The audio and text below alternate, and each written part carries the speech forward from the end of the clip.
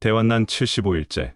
마침내 열린 봉인. 오늘은 현대력으로 대환란이 시작된 지 75일째입니다.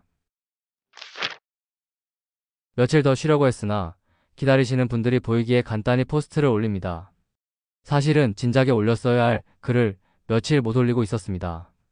글을 쓰다 보면 자꾸 같은 이야기로 돌아가는데 그 이야기가 제가 지금은 더 이상 쓰고 싶은 내용이 아니기 때문입니다. 이 내용을 쓰고 나면 항상 마음이 답답해지고 내가 뭐라고 이 사람들에게 잔소리하고 신경을 쓰나 라는 생각이 자꾸 들기 때문입니다.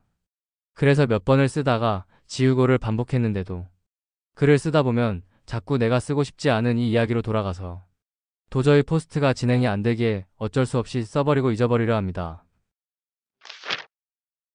챕터 1. 마지막 기회. 저는 항상 다음과 같은 말씀을 드렸습니다. 천국을 원하기에 열심히 하나님을 믿으려 애쓰는 사람들이 있지만 그들 중 뒤에 남게 되는 사람들이 많을 거라고 말이죠. 이 사람들이 남게 되는 이유는 이 사람들이 자신들 나름대로는 하나님을 섬기는 길이라고 믿는 믿음이 사실은 하나님을 모욕하고 모함하는 엄청난 죄악이기 때문입니다. 이들이 남게 되는 이유의 제목은 하나님 모욕죄입니다. 이분들이 짓고 있는 하나님 모욕죄의 정체를 보여드립니다. 하나님은 은혜로 우리를 구원해 주셨다. 하지만 악한 행위를 하면 구원은 취소된다. 위의 말이 왜 하나님 모욕죄인지 깨닫지 못하는 분들을 위해 이것이 왜 모욕죄인지 한마디로 깨닫게 해드리겠습니다. 여러분 중에 자신의 자녀가 악한 행위를 하면 호적을 파버리고 불구덩이로 내던질 분 있으시면 손들어 보세요. 장담합니다. 100% 아무도 없을 것입니다. 그런데 왜 저 사람들은 인간 부모도 안 하는 그런 짓을 하나님 아버지는 하신다는 주장을 하는 것이죠?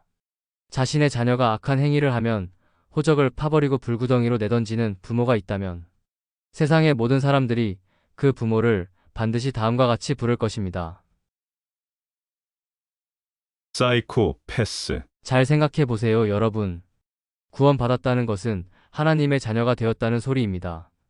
영접하는 자, 곧 그 이름을 믿는 자들에게는 하나님의 자녀가 되는 권세를 주셨으니 요한복음 1장 12절. 너희가 다 믿음으로 말미암아 그리스도 예수 안에서 하나님의 아들이 되었으니 갈라디아서 3장 26절. 너희는 다시 무서워하는 종의 영을 받지 아니하고 양자의 영을 받았으므로 우리가 아빠 아버지라 부르짖느니라. 성령이 친히 우리의 영과 더불어 우리가 하나님의 자녀인 것을 증언하시나니. 로마서 8장 15에서 16절. 맞지요? 이제 다음 주장을 다시 보세요. 하나님은 은혜로 우리를 구원해 주셨다. 하지만 악한 행위를 하면 구원은 취소된다. 위소리의 정체는 명백히 하나님 아버지는 자신의 자식이 악한 행위를 하면 자식을 호적에서 파버리고 지옥으로 던져버리는 사이코패스라는 욕인 것입니다. 이 소리를 가지고 저를 모함하지 마십시오. 저는 지금 한번 구원은 영원한 구원이라는 말을 하는 것이 아닙니다. 저는 지금 교리를 떠나서 부모는 무슨 일이 있어도 절대로 자신의 자녀를 버리지 않는다는 당연한 상식을 말하고 있을 뿐입니다. 하나님은 은혜로 우리를 구원해 주셨다.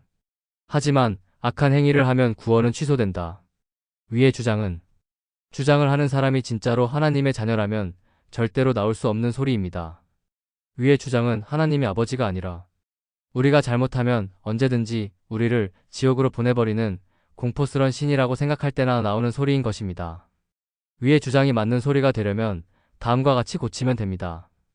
하나님은 은혜로 우리를 구원해 주심으로 자녀 삼아 주셨다. 그래서 우리가 악한 행위를 하면 우리를 바른 길로 인도하기 위한 아버지의 무서운 징계가 시작된다. 맞지요?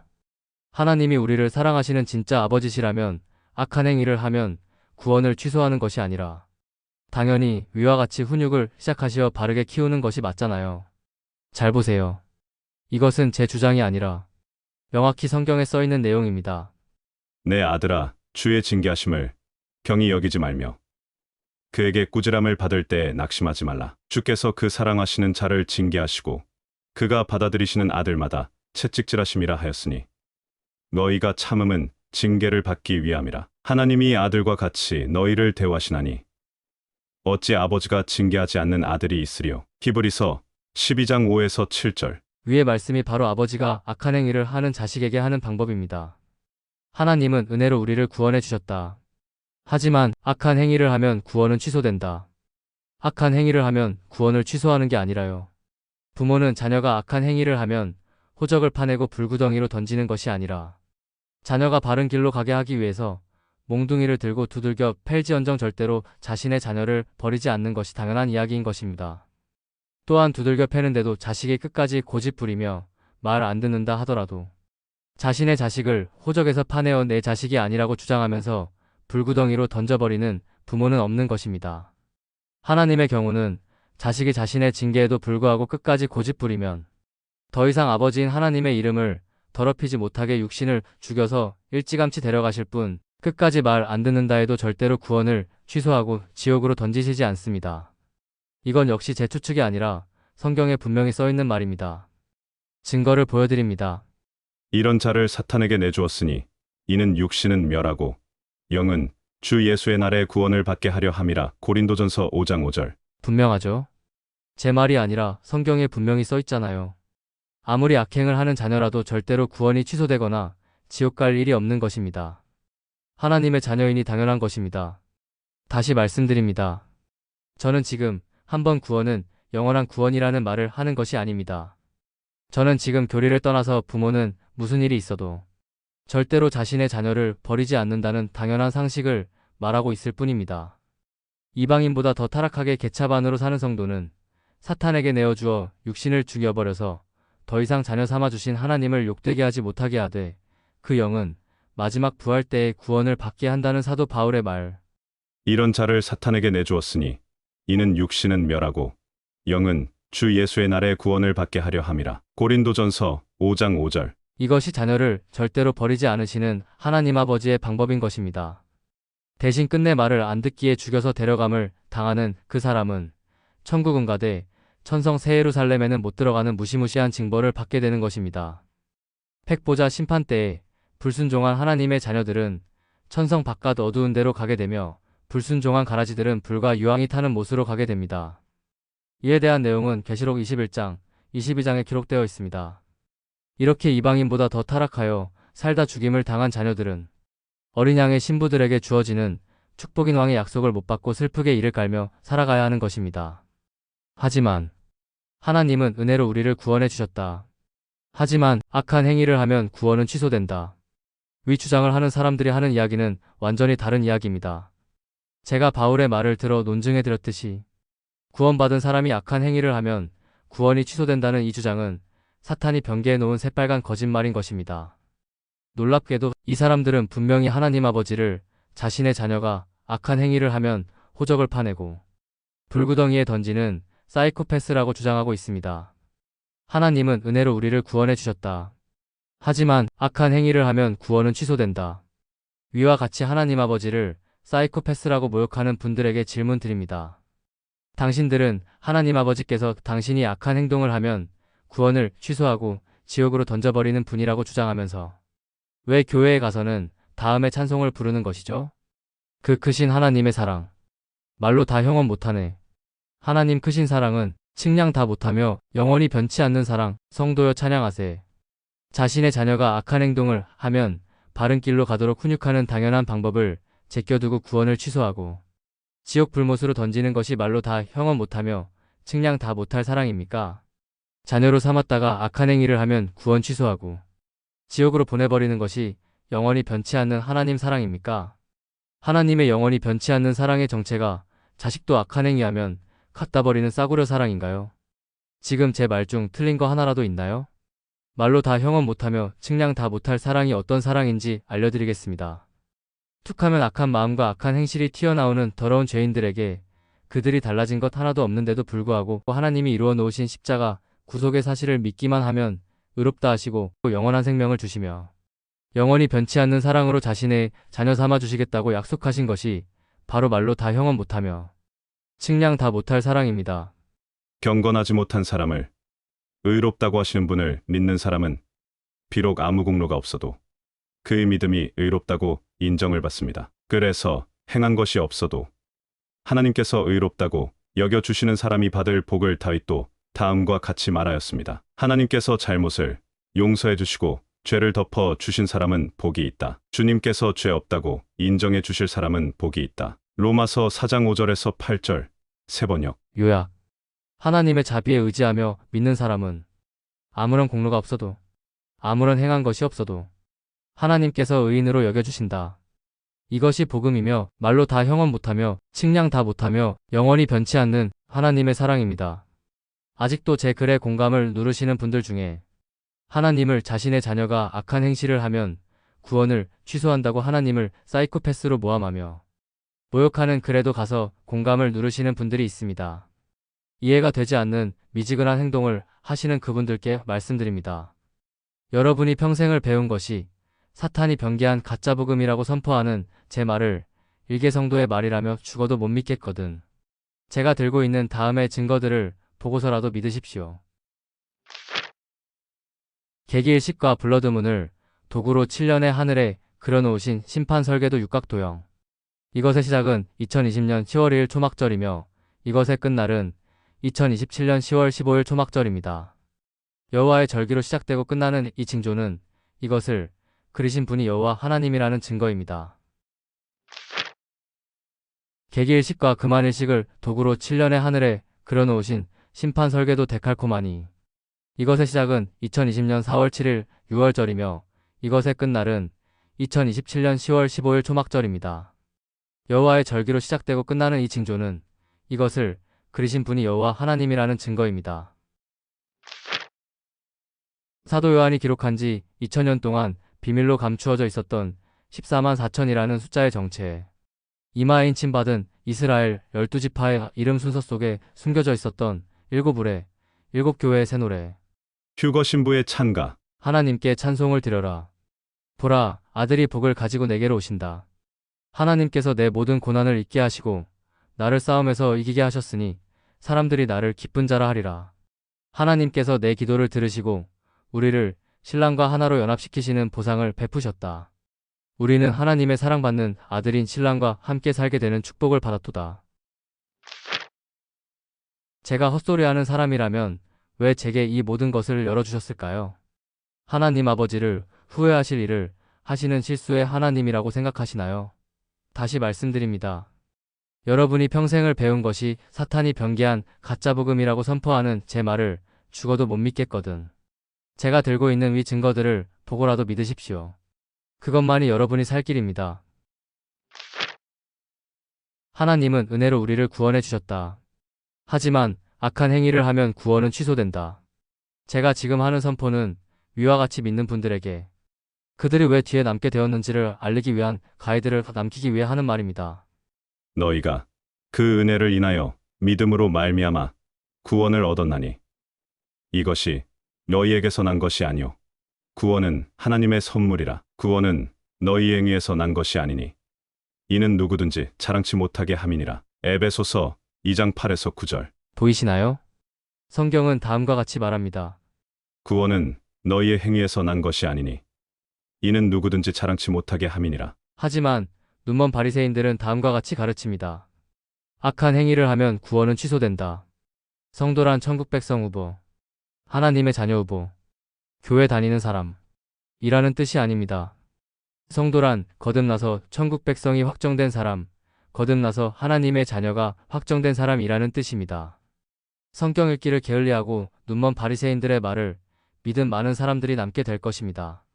하나님의 말씀이 아닌 인간의 누룩 가득한 말을 믿은 어리석음이란 죄 때문에. 택하심이 은혜로 된 것이면 행위에 근거한 것이 아닙니다. 그렇지 않으면 택하심이 행위로 인한 것이라면 그 은혜는 이미 은혜가 아닙니다. 로마서 11장 6절. 하나님의 자녀로 택하심이 행위로 인한 것이라면 그 은혜는 이미 은혜가 아니라고 성경은 분명하게 말씀하고 계십니다. 은혜, 값없는 선물, 은혜는 대가를 요구하지 않으며 선물로 주어지는 것. 은혜는 대가를 요구하지 않기 때문에 은혜라는 위의 이야기 잘 보셨지요? 이 말에 이해 있는 분 없으시죠? 이제 다음의 주장을 다시 잘 보세요. 하나님은 은혜로 우리를 구원해 주셨다. 하지만 악한 행위를 하면 구원은 취소된다. 은혜. 은혜는 대가를 요구하지 않으며 선물로 주어지는 것. 성경. 하나님의 자녀로 택하심이 행위로 인한 것이라면 그 은혜는 이미 은혜가 아니다. 깨달으셨지요? 하나님은 은혜로 우리를 구원해 주셨다. 하지만 악한 행위를 하면 구원은 취소된다. 위의 주장은 진정한 하나님의 사랑을 깨달은 사람이라면 초등학생도 알아볼 새빨간 거짓말인 것입니다. 위 주장은 은혜는 대가를 요구하지 않는다는 은혜의 참뜻을 완전히 부정하는 말장난이기 때문입니다. 위 주장은 악한 행위를 하면 은혜는 취소된다. 이 소리기 때문입니다. 은혜는 대가를 요구하지 않으며 선물로 주어지는 것. 다시 말씀드립니다. 내가 이쯤 했으면 천국 갈 수 있겠지라고 생각했던 거듭난 적 없는 수많은 종교인들이 뒤에 남게 될 것입니다. 마지막으로 중요한 이야기 하나 더 드립니다. 하나님이 주셨다는 아무런 증거도 없이 새치업 바닥으로 하는 스스로의 주장일 뿐인 무당들의 직통계시를 성경 말씀보다 더 믿는 분들에게 말씀드립니다. 여러분은 그 자들이 정말 하나님의 사람인지 사탄이 보낸 무당인지 어떻게 알고 그들의 말을 믿는 것이죠? 그들이 죽은 사람을 살려내고 병든 자들을 고쳐주고 무리를 걷는 등의 증거를 보인다면 그들의 말이 하나님이 주신 계시라고 믿으셔도 됩니다. 하지만 하나님이 계시를 주셨다는 아무런 증거가 없다면 그들은 악령의 음성을 성령님의 음성으로 착각한 무당들일 가능성이 높습니다. 저는 이 자들의 90% 이상이 가짜라고 생각하고 있습니다. 제가 욕먹을 것을 각오하고 이 이야기를 하는 이유는 직통계시를 주장하는 대부분의 무당들이 하나님께서 주셨다는 새빨간 거짓말을 통해 행위를 강조하며 성도들이 악한 행위를 하면 구원을 취소하고 지옥으로 보내버린다는 가짜 복음으로 사람들을 미혹하고 있기 때문입니다. 하나님께서 내게 주신 계시다라는 말만 하면 아무런 의심 없이 그냥 믿어버리는 사람들은 바로 속아 넘어가는 것이죠. 그 무당들이 정말로 하나님과 직접 대화하며 밀접한 관계를 가지고 선포의 임무를 맡은 자들이라면 7년 환란이 시작된 지 이미 4년이 지났다는 사실을 왜 모르는 것일까요? 그들은 왜 하나님이 주셨다는 아무런 증거도 제시하지 못하면서 하나님의 직통계시라는 주장을 하는 것이죠? 아무 증거도 없이 그런 소리를 떠들고 다니는 것은 듣는 상대를 아무런 증거도 없는 자신들의 말을 그냥 믿어버리는 세상천지 멍청한 바보 취급을 하는 무례한 행동 아닌가요? 무엇보다 궁금한 것은 진짜 하나님의 계시라는 아무런 증거도 제시하지 못하는 무당들의 주장을 그냥 믿어버리는 사람들은 정체가 뭐죠? 제 말이 기분 나쁜 모욕으로 느껴지시는 분들은 주님께 고소하고 천국에서 제 멱살을 잡고 주님 앞에 끌고 가십시오. 주님께서 너는 왜 내가 직통으로 계시해서 보낸 자의 말을 믿지 않았느냐? 라고 꾸중하신다면 저는 다음과 같이 답변 드릴 것입니다. 저는 주님의 직통계시라는 아무런 증거도 없이 새치업 바닥으로 주장하는 사람의 말을 그대로 믿는 사람은 어리석은 사람이라고 생각하고 있기 때문입니다. 무엇보다도 제 손에 주님께서 써서 주신 완벽한 말씀인 성경이 있는데 제가 뭐가 아쉬워서 아무 증거도 없는 인간의 말을 귀담아 들으며 믿어야 하죠? 제가 이렇게 답변하면 주님께서 뭐라고 하실 것 같은가요? 출애굽기에서 모세에게 증거의 지팡이를 주신 이유를 생각해 보십시오. 신약의 예수님께서 보여주신 이적과 사도행전에서 사도들이 보인 이적의 증거를 주신 이유를 생각해 보십시오. 성경이 완성되기 전의 시대에는 이와 같이 하나님의 말씀을 선포하는 자들에게 이것이 하나님의 계시라는 분명한 증거를 쥐어주셨습니다. 성경에 없는 이야기를 선포시키실 경우 이것이 하나님의 선포라는 증거가 반드시 있어야 하기 때문이죠. 7년 환란이 시작된 지 이미 4년 지났다는 다음과 같은 증거 말입니다. 결론을 말씀드립니다. 당신이 성경 말씀만을 의지하고 믿다가 말씀을 오해하고 잘못 믿어서 하나님께 꾸중을 듣는다면 당신은 변명의 말을 할 수 있고 정상 참작을 받을 수 있을 것입니다. 하지만 당신이 하나님의 말씀을 직접 읽고 듣기를 게을리하고 가짜 복음을 선포하는 눈먼 사역자들의 말을 신뢰하거나 하나님의 말씀이라는 아무 증거도 없는 무당들의 말을 신뢰하다가 하나님의 꾸중을 듣는다면 당신은 어떤 변명도 할 수 없을 것입니다. 분명히 하나님 아버지는 경고하셨기 때문입니다. 너희는 사람을 의지하지 말아라. 그의 숨이 코에 달려 있으니 수의 샘할 가치가 어디에 있느냐? 이사야 2장 22절. 하나님의 말씀을 직접 읽고 듣는 것을 게을리하고 무당들과 눈먼 자들의 말에 의지하던 모든 사람들이 단 한 사람도 빠짐없이 아주 곤란한 상황을 겪게 될 것입니다. 그 사람들이 거듭난 적이 없다면 무늬만 성도일 뿐 지옥을 향해 직진하고 있는 가라지일 뿐이라는 소리입니다. 제 말이 맞는지 틀리는지 이제 곧 모두가 알게 되실 것입니다. 타락한 교회들과 이 세상을 정복한 가짜 복음과 이 세상을 뒤덮고 있는 무당들이 7년 환란이 시작된 이유라고 저는 확신합니다. 그들이 하는 언행이 비록 하나님을 모욕하고 모함하는 짓이지만 나름 이것이 하나님을 섬기는 것이라고 믿는 그들의 믿음이 잘못되었다고 말해야 하는 저의 마음 역시 편하지 않습니다. 이것이 제가 최근 며칠 동안 위의 내용을 몇 번을 썼다 지웠다 했던 이유입니다. 안 쓰려고 노력하는데 이상하게 쓰다 보면 자꾸 이 내용을 계속 쓰게 되어서 글이 전진을 못하는 바람에 포스트를 올리는 것이 늦어진 것입니다. 더 늦기 전에 성경에 없는 잘못된 가르침 속에 멸망의 길을 가고 계시는 분들이 아버지의 참사랑을 깨닫고 거듭나시어 천국 백성만이 누릴 수 있는 참자유와 안식 속에 주님을 만나시기를 소망합니다. 챕터 2. 우레소리의 비밀. 음색. 각자가 가지고 있는 소리의 특징. 계시록 7장에서 우리는 이마에 인침받은 이스라엘 12지파의 순서가 왜 뒤죽박죽이었는지, 왜 12지파에서 아들인 단의 이름이 사라지고 손자인 므낫세의 이름이 추가되었는지를 깨달았습니다. 사도 요한이 이렇게 한 이유는 이스라엘 12지파의 이름을 지을 때 레아와 라헬이 했던 감탄사를 재료로 해서 휴거 신부들의 찬가 가사를 썼기 때문입니다.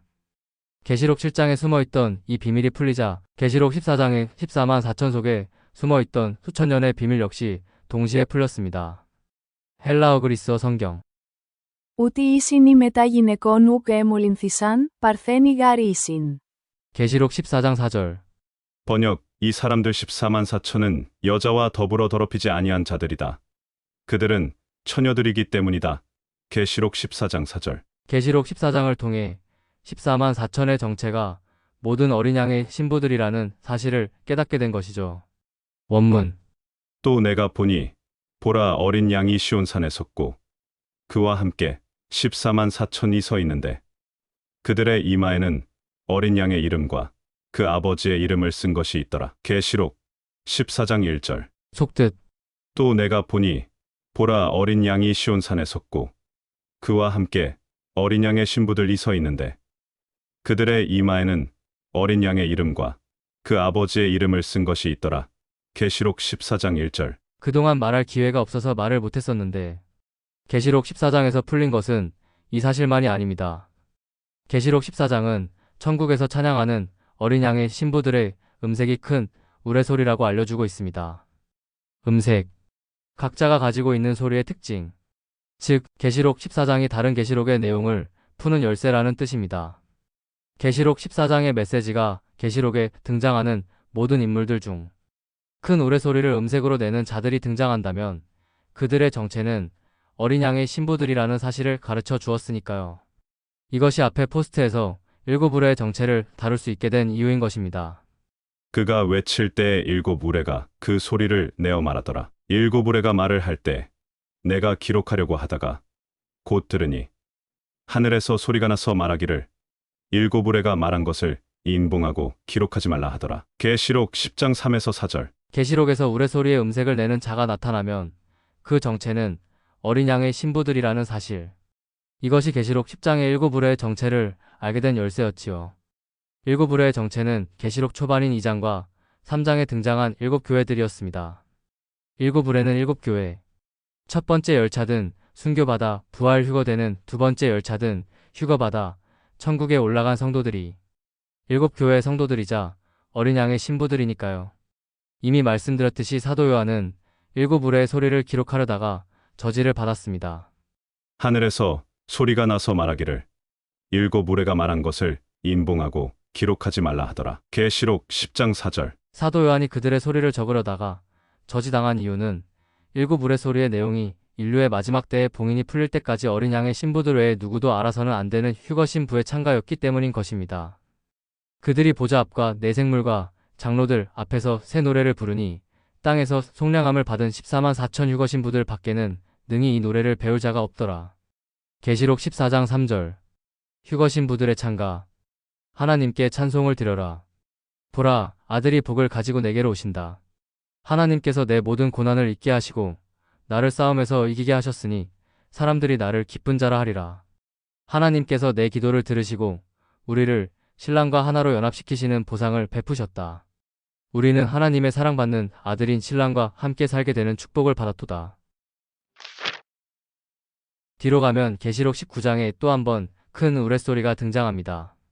또 내가 들으니 허다한 무리의 음성과도 같고 많은 물 소리와도 같고 큰 우레소리와도 같은 소리로 이르되 할렐루야 주 우리 하나님 곧 전능하시니가 통치하시도다. 우리가 즐거워하고 크게 기뻐하며 그에게 영광을 돌리세. 어린 양의 혼인 기약이 이르렀고 그의 아내가 자신을 준비하였으므로 그에게 빛나고 깨끗한 세마포 옷을 입도록 허락하였으니 이 세마포 옷은 성도들의 옳은 행실이로다 하더라. 계시록 19장 6에서 8절. 어린 양의 신부들 본인들이 자신들을 제3자같이 표현한 가사로 노래를 부르는 위의 계시록 19장의 장면이 바로 계시록 10장에서 사도 요한이 들은 하늘에서 들려오는 7 우레소리의 정체입니다. 즉 계시록 19장의 큰 우레소리로 찬가를 부르는 저 장면과 계시록 10장의 7 우레소리를 들은 사도 요한의 장면이 같은 시간에 하늘과 땅이라는 다른 공간에서 동시에 벌어진 사건이며 19장과 10장을 연결시켜주는 연결점이 바로 천국에서 불렀지만 땅에까지 들려온 위의 어린 양의 신부들의 찬가인 것입니다. 10장에서 사도 요한의 귀에 들려온 7 우레소리의 정체가 바로 19장의 저 노래라는 소리입니다. 계시록 19장. 휴거 신부들의 찬가.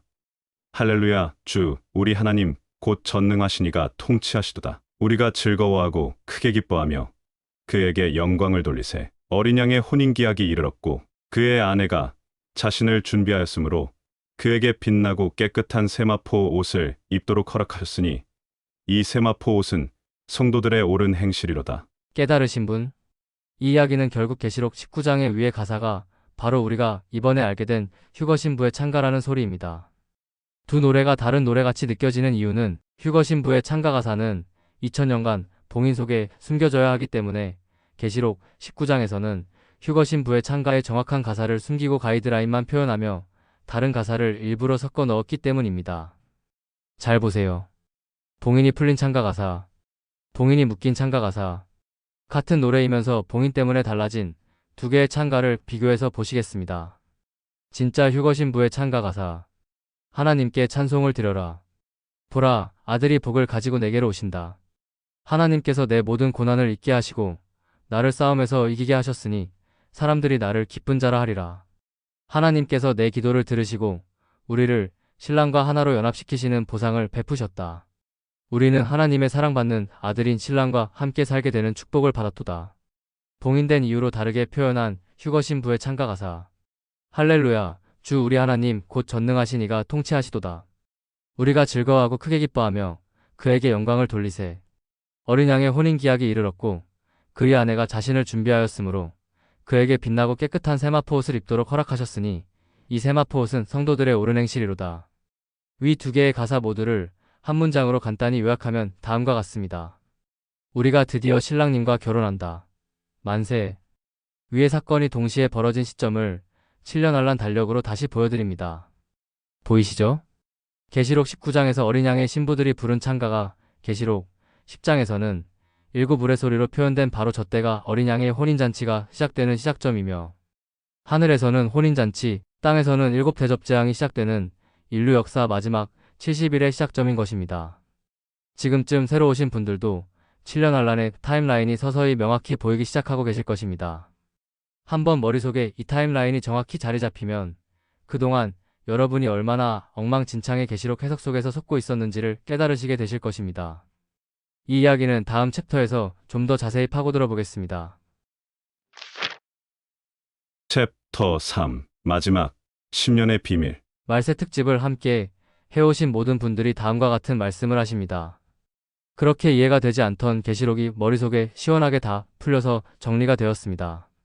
위와 같이 말씀하시는 이유는 말세 특집에서 정리된 타임라인이 정답이라는 사실의 증거이기도 하죠. 계시록이 머릿속에 시원하게 정리가 되려면 첫 단추를 제대로 채워야 합니다. 처음 시작을 틀린 타임라인으로 시작한다면 그 다음에 모든 해석이 중구난방이 되기 때문이죠. 계시록을 풀기 위해서 가장 처음 제대로 채워야 하는 첫 번째 단추를 공개합니다. 위의 기본 틀이 머릿속에 자리 잡지 않으면 계시록의 타임라인은 절대로 풀리지 않습니다. 가장 처음 머릿속에 자리 잡아야 하는 사실은 7봉인의 기간이 정확한 7년의 기간이라는 사실입니다. 그리고 그 다음에 자리 잡아야 하는 사실은 7봉인의 7년 중 맨 마지막 1년이 7 나팔 재앙이고 1년간 벌어지는 7 나팔 재앙의 7 나팔 중 마지막 나팔이 7 대접 재앙이라는 사실. 이것이 계시록을 풀기 위해서 가장 중요한 비밀의 첫 단추입니다. 최근에 오신 분들은 이번 챕터를 주목하시기 바랍니다. 이 챕터를 다 읽고 나시면 여러분도 계시록을 읽을 때 이 눈에 훤히 밝아지는 경험을 직접 하시게 될 테니까요. 시작합니다. 앞의 챕터에서 우리는 계시록 10장의 일곱 울의 소리와 19장의 신부들의 찬가를 통해서 이 두 개의 장이 인류 역사 마지막 70일인 일곱 대접재앙의 시작점을 정확히 지목하고 있다는 사실을 알게 되었습니다. 그런데 사실은 여러분, 일곱 대접재앙의 시작점을 지목하고 있는 것은 10장과 19장만이 아닙니다. 잘 보세요. 첫 번째, 계시록 10장이 일곱 대접재앙의 시작점을 지목하고 있다는 사실의 증거. 일곱째 천사가 소리내는 날 그의 나팔을 불려고 할 때 하나님이 그의 종 선지자들에게 전하신 복음과 같이 하나님의 그 비밀이 이루어지라. 계시록 10장 7절. 맞지요? 위 성구에서 천사가 외친 일곱 번째 나팔 재앙이 바로 일곱 대접 재앙입니다. 두 번째, 계시록 11장이 일곱 대접 재앙의 시작점을 지목하고 있다는 사실의 증거. 둘째, 화는 지나갔으나 보라, 셋째 화가 속히 이르는도다. 일곱째 천사가 나팔을 불매 하늘에 큰 음성들이 나서 이르되 세상 나라가 우리 주와 그의 그리스도의 나라가 되어 그가 세세토록 왕노릇하시리로다. 계시록 11장 14절에서 15절. 위 성구는 도중인이 부활승천한 직후에 들려오는 외침입니다. 즉, 도중인이 부활승천한 시점도 일곱 대접 재앙의 직전이라는 사실을 알 수 있지요. 앞전에 포스트에서도 말씀드렸지만 이때 어린 양의 혼인잔치가 시작되는 이유는 마지막 어린 양의 신부인 도중인까지 하늘에 올라가야만이 어린 양의 혼인잔치를 시작할 수 있기 때문입니다. 저 때가 어린 양의 혼인잔치의 시작점이며 일곱 대접 재앙의 시작점이라는 강력한 증거는 바로 따라오는 성구에서 알 수 있습니다. 도중인의 부활승천 직후 하늘의 24장로들이 다음과 같이 외칩니다. 하나님 앞에서 자기 보좌에 앉아있던 24장로가 엎드려 얼굴을 땅에 대고 하나님께 경배하여 이르되 어린 양의 혼인잔치, 종 선지자들과 성도들과 또 작은 자든지 큰 자든지 주의 이름을 경외하는 자들에게 상 주시며 일곱 대접 재앙. 또 땅을 망하게 하는 자들을 멸망시키실 때로소이다 하더라. 계시록 11장 16에서 18절. 세 번째, 계시록 12장이 일곱 대접 재앙의 시작점을 지목하고 있다는 사실의 증거. 계시록 12장은 2017년 9월 23일 추분 여자의 징조의 날로부터 시작하여 2027년 9월 23일 추분 여섯 번째 대접 재앙까지의 정확한 10년간 벌어지는 사건 이야기입니다.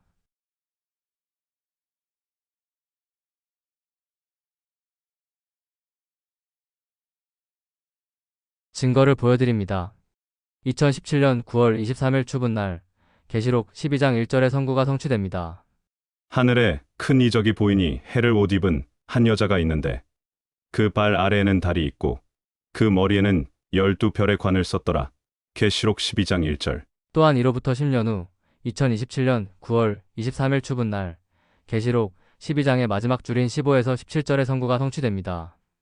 여자의 뒤에서 뱀이 그 입으로 물을 강같이 토하여 여자를 물에 떠내려 가게 하려 하되 땅이 여자를 도와 그 입을 벌려 용의 입에서 토한 강물을 삼키니 용이 여자에게 분노하여 돌아가서 그 여자의 남은 자손 곧 하나님의 계명을 지키며 예수의 증거를 가진 자들과 더불어 싸우려고 바다 모래 위에 서 있더라.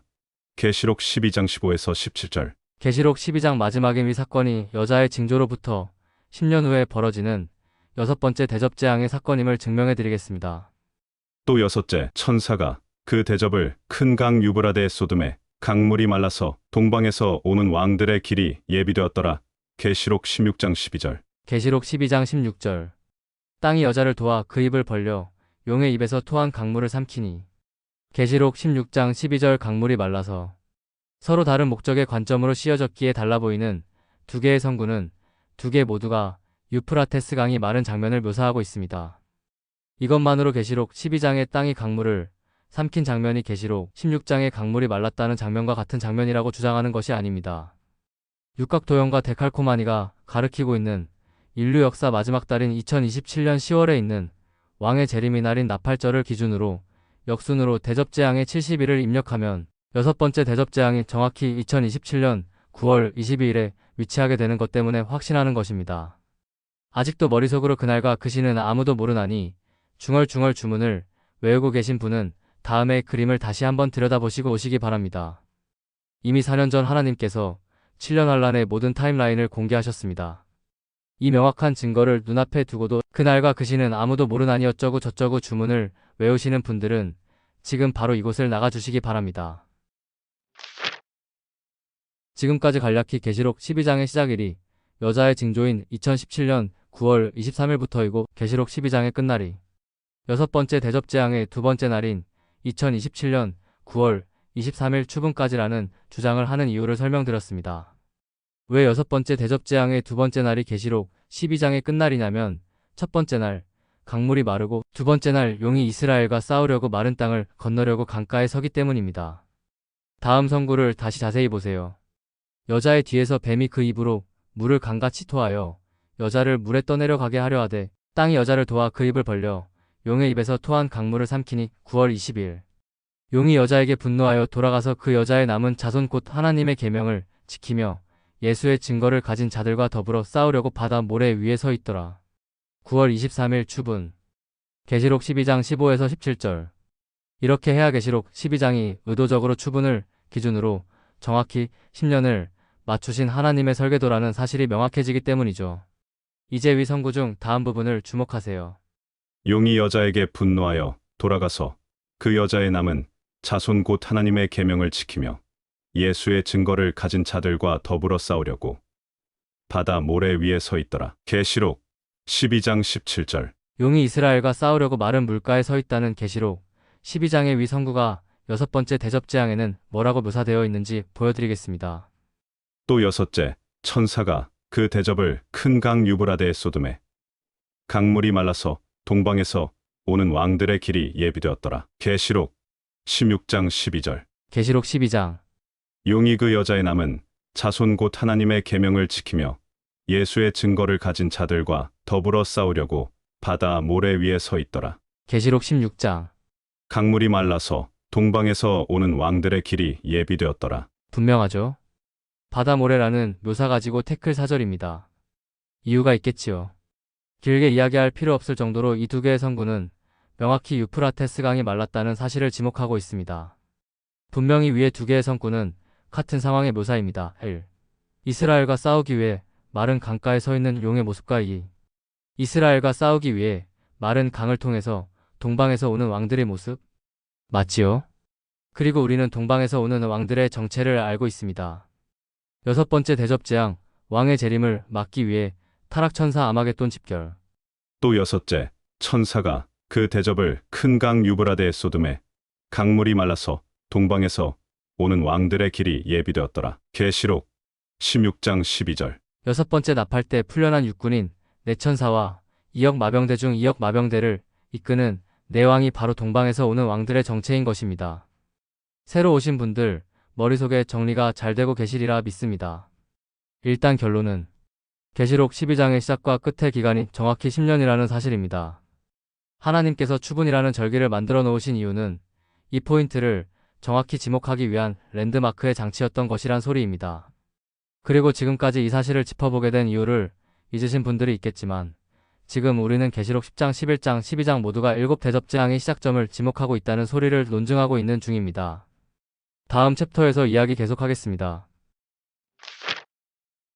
챕터 4 신부들의 외침 계시록 12장의 내용을 크게 나누면 여자의 징조 후 진행되는 휴거와 이어지는 이스라엘의 멸망과 하늘에서 벌어지는 전쟁의 이야기와 땅에서 벌어지는 전쟁의 이야기입니다. 새로 오신 분들과 기존의 애독자인 천국백 성 여러분, 내용 모두 잘 이해되시면서 따라오고 계신 것 맞지요? 특히 이곳에 모이신 증인 여러분은 천국에서 이 모든 사실을 가르쳐야 할 인물일 가능성이 매우 높습니다. 집중해 주시기 부탁드립니다. 위 계시록 12장의 내용 중 하늘의 전쟁과 땅의 전쟁 사이에는 또다시 등장하는 어린 양의 신부들의 외침이 나옵니다. 큰 용이 내쫓기니 옛뱀 곧 마귀라고도 하고 사탄이라고도 하며 온 천하를 꿰는 자라. 그가 땅으로 내쫓기니 그의 사자들도 그와 함께 내쫓기니라. 내가 또 들으니 하늘에 큰 음성이 있어 이르되 이제 우리 하나님의 구원과 능력과 나라와 또 그의 그리스도의 권세가 나타났으니 우리 형제들을 참소하던 자 곧 우리 하나님 앞에서 밤낮 참소하던 자가 쫓겨났고 또 우리 형제들이 어린 양의 피와 자기들이 증언하는 말씀으로써 그를 이겼으니 그들은 죽기까지 자기들의 생명을 아끼지 아니하였도다. 그러므로 하늘과 그 가운데에 거하는 자들은 즐거워하라. 그러나 땅과 바다는 화 있을진저 이는 마귀가 자기일 때가 얼마 남지 않은 줄을 알므로 크게 분내어 너희에게 내려갔음이라 하더라. 계시록 12장 9에서 12절. 사탄과 부하들이 하늘에서 쫓겨나는 장면을 목격하며 환호성을 지르는 위에 붉은색의 내용이 바로 어린 양의 신부들이 외치는 소리입니다. 이들이 어린 양의 신부들이라는 것을 알게 된 것은 위 외침 속에 들어있는 우리 형제들이라는 단어 때문입니다. 순교자들을 우리 형제들이라고 부를 수 있는 사람들은 천국의 모든 존재에 통틀어서 휴거 신부들 밖에 없기 때문이죠. 놀랍게도 사탄의 쫓겨남을 바라보는 신부들의 환호성인 위의 장면이 계시록 19장 어린 양의 혼인잔치에도 등장합니다. 사탄과 졸개들이 쫓겨나는 장면이 19장에서는 음녀의 멸망이라고 변화되어 등장하죠. 할렐루야. 구원과 영광과 능력이 우리 하나님께 있도다. 그의 심판은 참되고 의로운지라. 음행으로 땅을 더럽게 한 큰 음녀를 심판하사 자기 종들의 피를 그 음녀의 손에 갚으셨도다 하고 두 번째로 할렐루야 하니 그 연기가 세세토록 올라가더라. 계시록 19장 1에서 3절. 보이시는 분? 계시록 12장 사탄이 쫓겨나는 장면의 신부들의 큰 음성과 계시록 19장의 혼인잔치의 시작 직전 신부들이 외치는 큰 음성은 같은 소리인 것입니다. 잘 보세요. 계시록 12장. 내가 또 들으니 하늘에 큰 음성이 있어 이르되 우리 형제들이 어린 양의 피와 자기들이 증언하는 말씀으로써 그를 이겼으니 그들은 죽기까지 자기들의 생명을 아끼지 아니하였도다. 계시록 19장. 내가 들으니 하늘에 허다한 무리의 큰 음성 같은 것이 있어 이르되 음행으로 땅을 더럽게 한 큰 음녀를 심판하사 자기 종들의 피를 그 음녀의 손에 갚으셨도다. 맞지요? 계시록 12장의 큰 음성과 계시록 19장의 큰 음성은 사탄이 하늘에서 내쫓기는 장면을 바라보며 순교자들의 고귀한 승리를 축하하는 어린 양의 신부들의 축하 노래인 것입니다. 이거 매우 중요한 내용이니 머릿속에 이해를 꼭 하시기 바랍니다. 계시록 12장 10절. 내가 또 들으니 하늘에 큰 음성이 있어 이르되 계시록 19장 1절. 내가 들으니 하늘에 허다한 무리의 큰 음성 같은 것이 있어 이르되. 이 두 개의 성구는 어린 양의 혼인잔치가 시작되기 직전 사탄의 쫓겨남을 기뻐하는 어린 양의 신부들의 우레소리라는 사실 말이죠. 모두 다 이해되고 계시리라 믿습니다. 여러분은 지금 수천 년간 봉인에 묶여 있었던 계시록의 타임라인이 풀리는 것을 인류 역사 최초로 목격하고 계시는 중입니다. 이번에는 계시록 12장 사탄이 쫓겨나는 것을 바라보며 기뻐하는 신부들 함성 속의 다음 성구에 주목 바랍니다. 그러므로 하늘과 그 가운데에 거하는 자들은 즐거워하라. 그러나 땅과 바다는 화 있을진저 이는 마귀가 자기일 때가 얼마 남지 않은 줄을 알므로 크게 분내어 너희에게 내려갔음이라. 계시록 12장 12절. 위의 말이 어딘가 익숙하게 느껴지시지 않나요?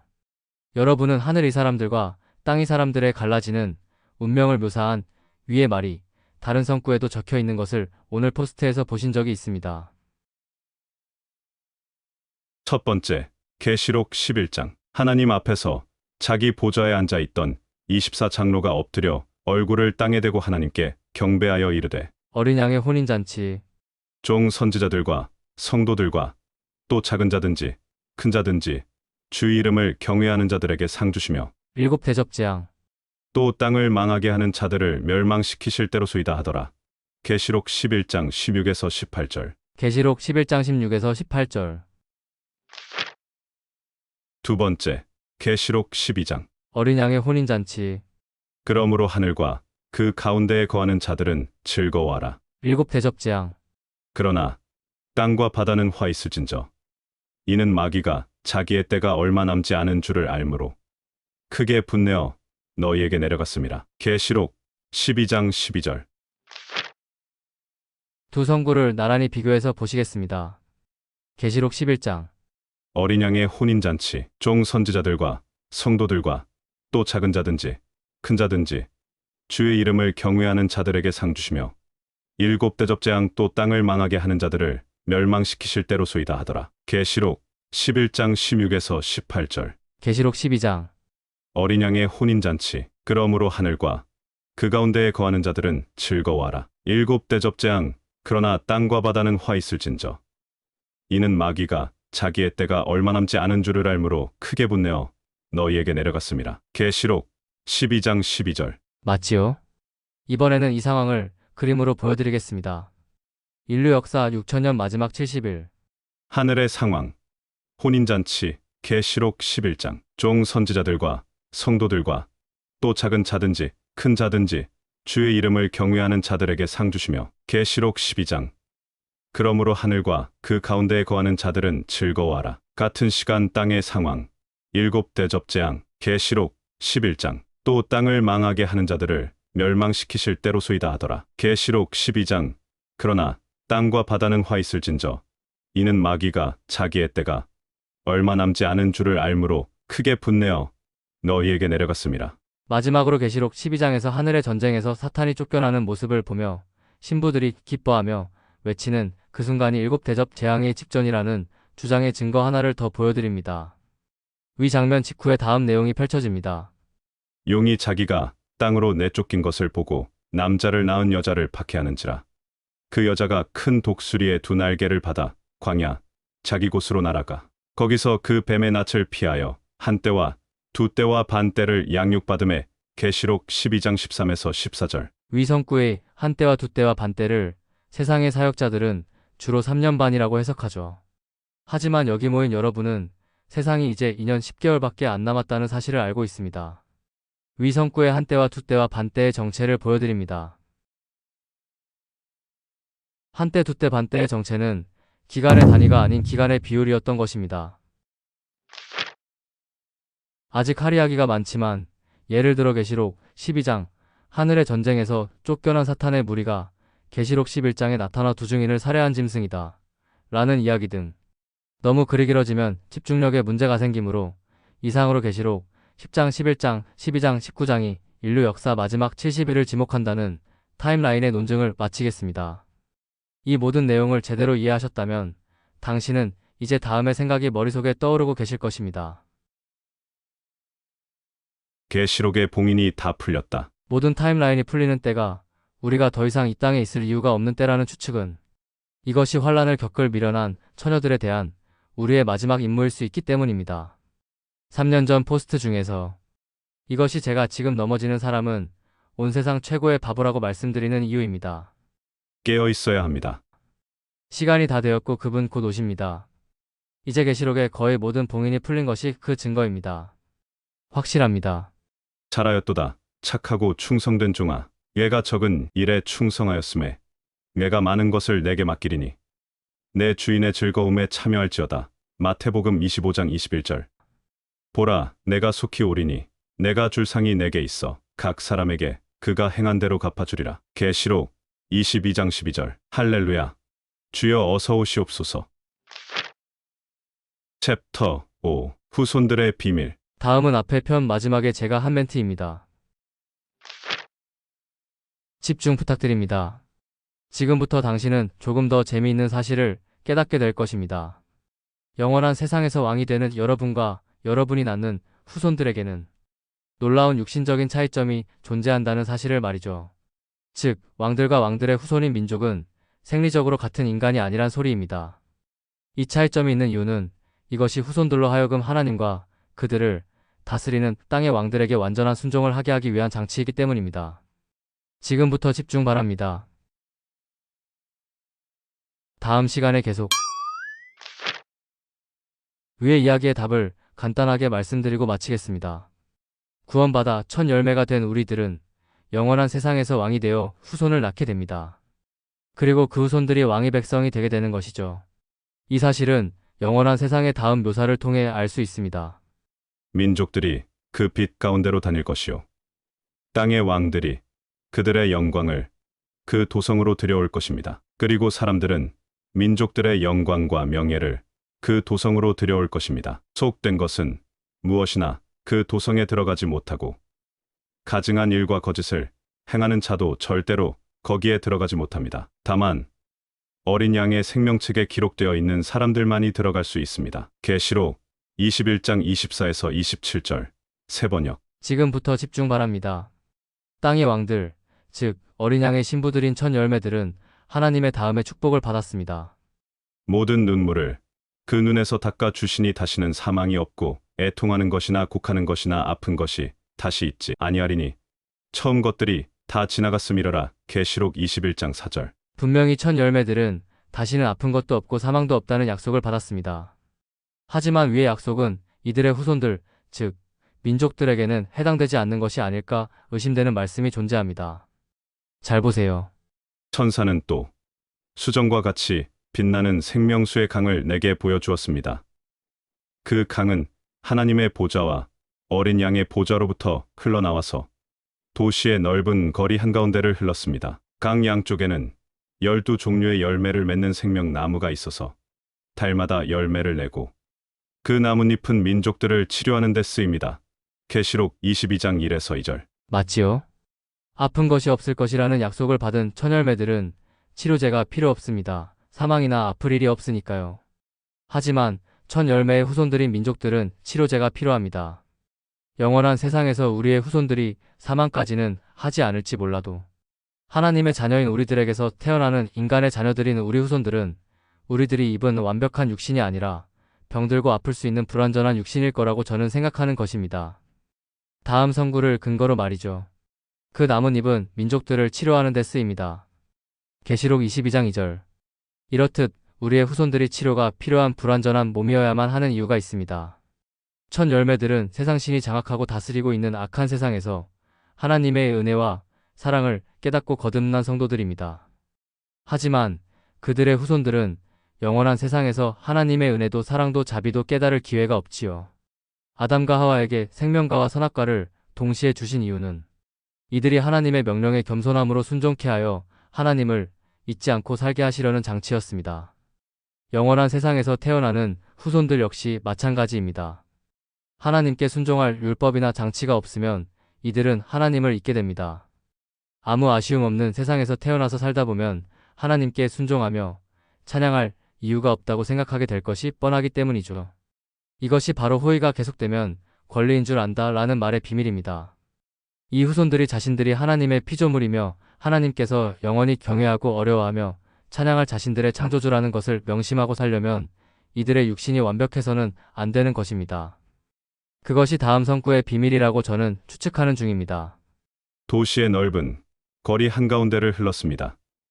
강 양쪽에는 12종류의 열매를 맺는 생명나무가 있어서 달마다 열매를 내고 그 나뭇잎은 민족들을 치료하는 데 쓰입니다. 계시록 22장 2절 세번역. 물론 아직은 추측입니다. 장담하기에는 너무나 힌트가 적기 때문이죠. 이 모든 추측의 정답은 곧 천국에 올라가면 알게 될 것입니다.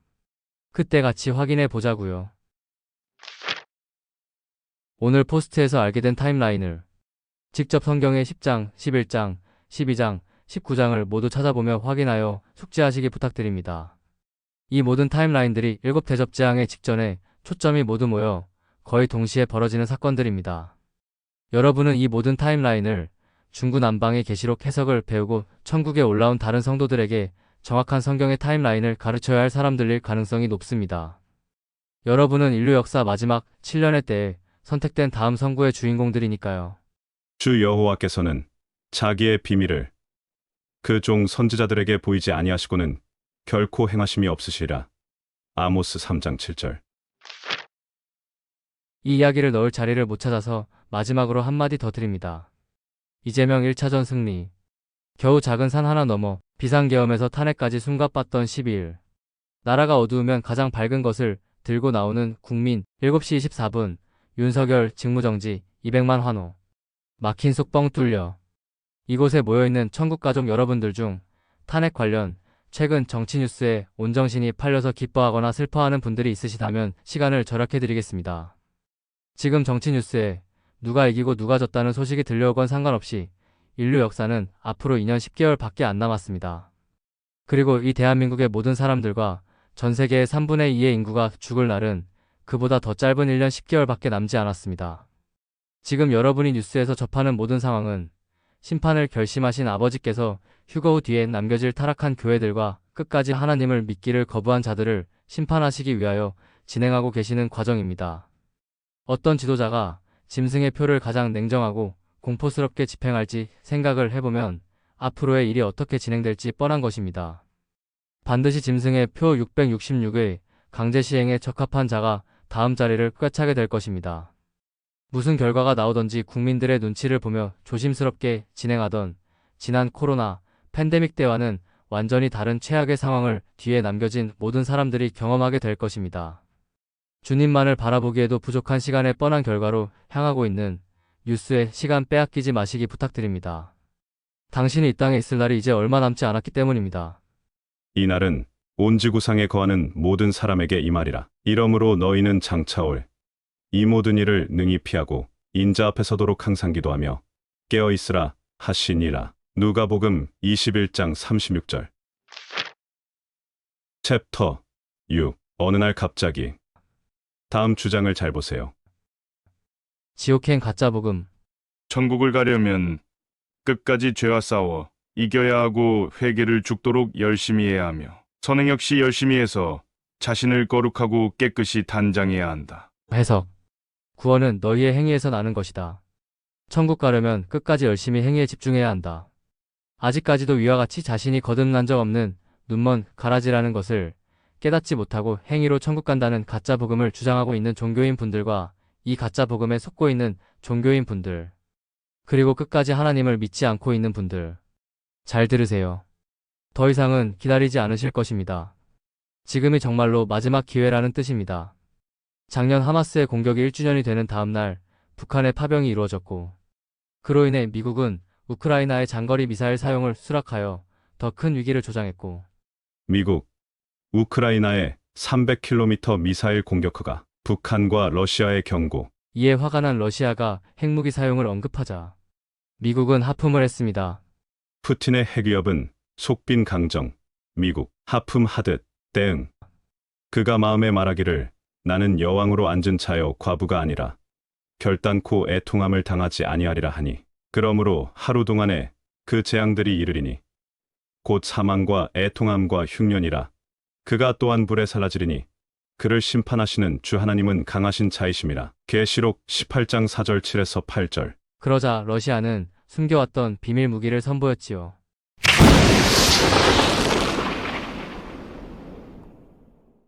직각으로 내리꽂으며 현존하는 방어력 기술로는 어떤 나라도 그 공격을 막을 수 없는 신무기. 오레시니크, 일명 계암나무. 보라, 내가 큰 민족의 무리를 북쪽에서 올라오게 하여 바벨론을 대항하게 하리니 그들이 대열을 버리고 쳐서 정복할 것이라. 그들의 화살은 노련한 용사의 화살 같아서 허공을 치지 아니하리라. 바벨론을 둘러 대열을 버리고 활을 당기는 모든 자여 화살을 아끼지 말고 쏘라. 그가 여호와께 범죄하였음이라. 예레미야 50장 9절, 14절. 성경의 모든 대환란 관련한 선구들이 지금 현재의 상황과 이가 딱 맞아 들어가고 있는 것이 보이시나요? 모든 것이 일촉즉발의 시간으로 치닫고 있다는 뜻입니다. 이러다가 갑자기 평화 무드가 펼쳐질 것입니다. 그들이 평안하다, 안전하다 할 그때, 바로 그때가 미국이 멸망할 때이며 전 세계 인구 4분의 1이 사망하는 제3차 세계대전 핵전쟁의 시작이 될 때이며 이 세상의 많은 사람들이 순식간에 사라질 때입니다. 전쟁의 평화 무드가 바로 주님의 강림의 신호라는 뜻입니다. 트럼프 참모, 우크라 전쟁, 교기 종전 거듭 확인, 미국, 이스라엘과 헤즈볼라, 레바논 휴전 합의 근접. 그들이 평안하다, 안전하다 할 그때에 임신한 여자에게 해산의 고통이 임한 것 같이 멸망이 호련히 그들에게 이르리니 결코 피하지 못하리라. 데살로니가전서 5장 3절. 이 모든 상황이 아주 곧 벌어지게 될 것입니다.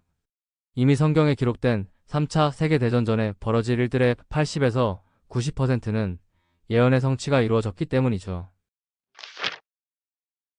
보이지 않느냐? 내가 내 이름으로 불리는 저 도성 이스라엘에서부터 재앙을 내리기 시작하였는데 너희가 무사하게 넘어갈 수 있겠느냐? 너희는 절대로 무사하게 넘어가지 못한다. 이는 내가 온 세계에 전쟁을 일으켜서 모든 주민을 칠 것이기 때문이다. 나 만군의 주가 하는 말이다. 예레미야 25장 27에서 29절. 세번역. 아주 곧 하나님을 만날 준비가 되어 있지 않은 모두가 뒤에 남겨져서 3년간의 대환란 속에서 싸그리 다 죽게 되어 영원한 지옥불이 확정될 것입니다. 위에 현재 심판 예언의 성취에 대한 저의 이야기를 보신 분들 중에 마음에 두려움이 생기신 분은 그 자체가 당신이 하나님을 만날 준비가 되어 있지 않았다는 증거입니다. 그 모두가 영원한 지옥 불못에 갈 운명이라는 소리입니다. 당신은 하나님을 만날 준비가 되었나요? 아직 준비가 안 되신 분들은 다음 챕터에 집중해 주시기 바랍니다. 다음 챕터에서 하는 저의 말에 집중만 하신다면 당신은 오늘 바로 천국 백성이 되어 곧 출발할 휴거 열차에 탑승하여 대환란을 피할 수 있을 것입니다. 제 말을 믿고 따라와만 주신다면 말이죠. 챕터 7. 같이 갑시다. 천국을 가려면 끝까지 죄와 싸워 이겨야 하고 회개를 죽도록 열심히 해야 하며 선행 역시 열심히 해서 자신을 거룩하고 깨끗이 단장해야 한다. 위와 같은 가짜 복음에 속고 있는 모든 분들께 말씀드립니다. 너희가 그 은혜를 인하여 믿음으로 말미암아 구원을 얻었나니 이것이 너희에게서 난 것이 아니요 구원은 하나님의 선물이라. 구원은 너희 행위에서 난 것이 아니니 이는 누구든지 자랑치 못하게 함이니라. 에베소서 2장 8에서 9절. 분명히 써있죠. 구원은 너희의 행위를 통해 받는 것이 아니라고 말이죠. 구원은 오로지 아무런 대가나 지불 없이 선물로 받는 것입니다. 그 이유도 분명하게 써 있습니다. 누구든지 자기가 잘해서 천국에 올라왔다고 자랑치 못하게 하기 위해서라고 말이죠. 구원은 너희 행위에서 난 것이 아니니 이는 누구든지 자랑치 못하게 함이니라. 천국을 가려면 끝까지 죄와 싸워 이겨야 하고 회개를 죽도록 열심히 해야 하며 선행 역시 열심히 해서 자신을 거룩하고 깨끗이 단장해야 한다. 위와 같이 믿으며 종교 생활을 하는 모두가 하나님의 나라 근처에도 갈 수 없습니다. 위와 같이 살던 사람들이 천국에 올라오면 그들은 다음과 같이 자랑할 테니까요. 나는 끝까지 죄와 싸워 이겼고 회개를 죽도록 열심히 했고 선행 역시 열심히 해서 거룩하고 깨끗하게 나를 단장했기 때문에 천국에 올라온 거야. 위의 말은 바로 다음의 뜻입니다. 주님의 십자가의 보혈로만은 우리를 구원하지 못해. 주님의 십자가의 보혈로만은 천국을 갈 수 없어. 이 사람들은 또 이렇게 주장합니다. 주님의 보혈은 우리의 과거의 죄만 용서를 받게 해주신 것이고 이후의 죄들은 우리 스스로 회개를 통해 깨끗이 닦아나가야 천국을 갈 수 있다. 위의 말은 바로 다음의 뜻입니다. 주님의 보혈도 과거의 죄나 사함받게 해주던 양이나 염소의 피와 크게 다를 게 없다. 너의 모든 죄값을 내가 모두 갚았도다.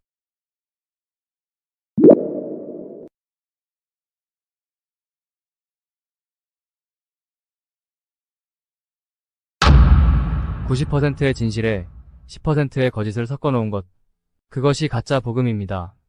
언뜻 보기에 맞는 말 같이 보이지만 성경 구절을 이리저리 뒤틀어서 헷갈리게 해놓고 결국 행위가 없으면 천국 못 간다는 결론을 내리는 새빨간 거짓말인 가짜 복음이 온 세상과 온라인에 널리고 널려 있다는 소리입니다.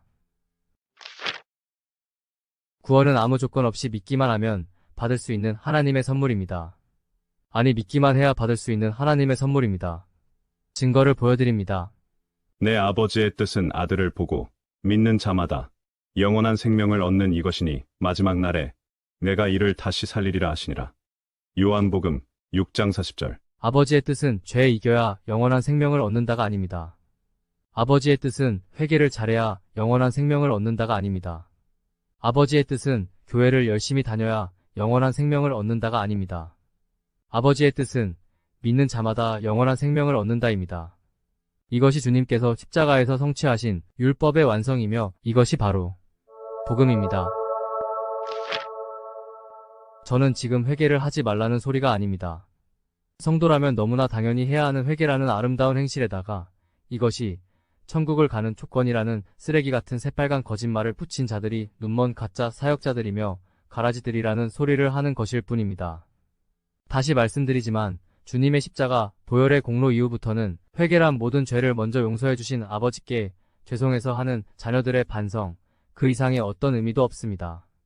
회개는 성도라면 당연히 아버지께 죄송해서 해야 하는 일상의 법도이지 천국 가는 것과는 아무런 상관이 없다는 소리입니다. 하나님 아버지께서 당신에게 원하시는 것은 당신이 천국을 가기 위해 죄를 이기는 것이 아닙니다.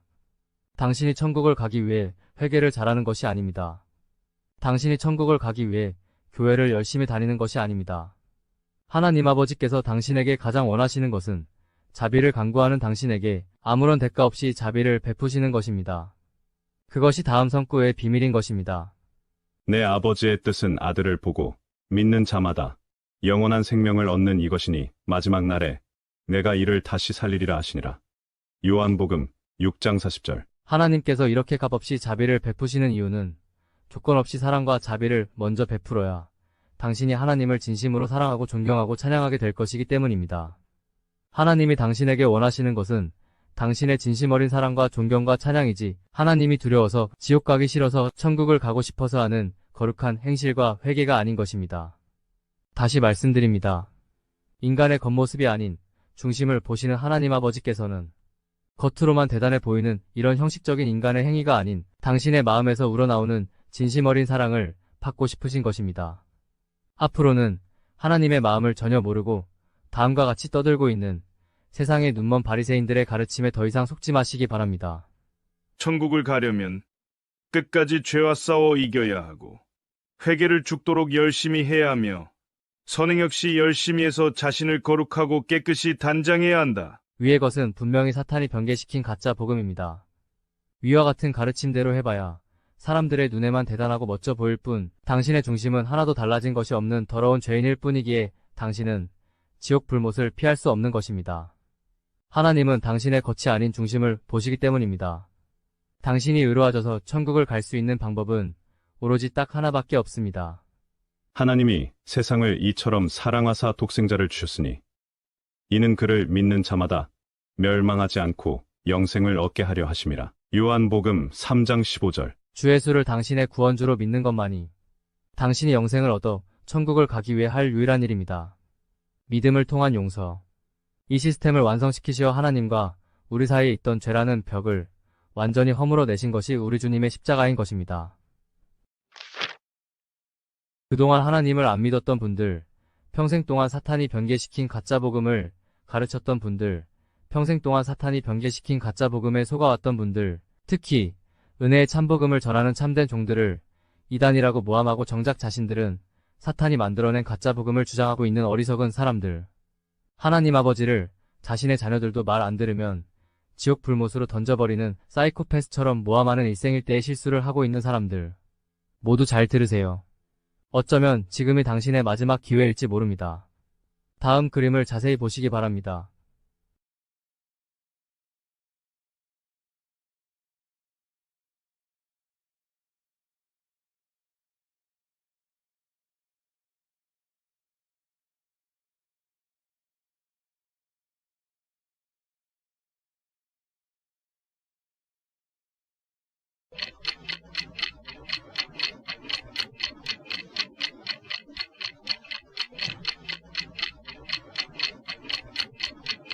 시간이 없습니다.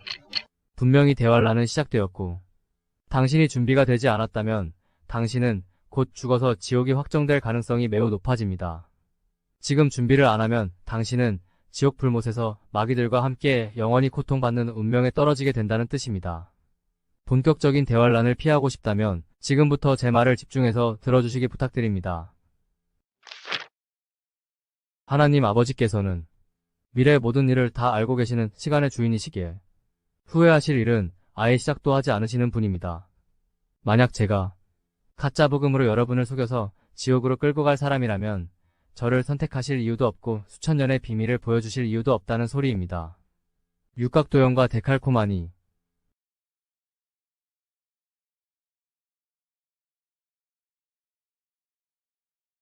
수천 년간 숨겨두셨던 비밀을 인류 역사 최초로 받은 사람으로서 여러분께 말씀드립니다.